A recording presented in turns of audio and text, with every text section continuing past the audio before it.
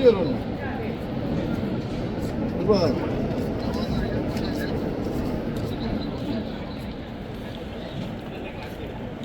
Seni baksak da göndereyim onu kafana. Ne olacağımız o zaman?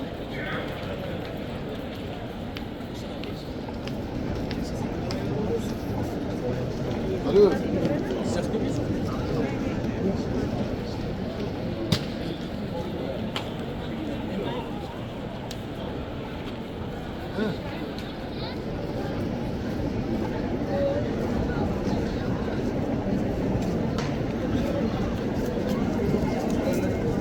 Resmen gönderelim haftadan.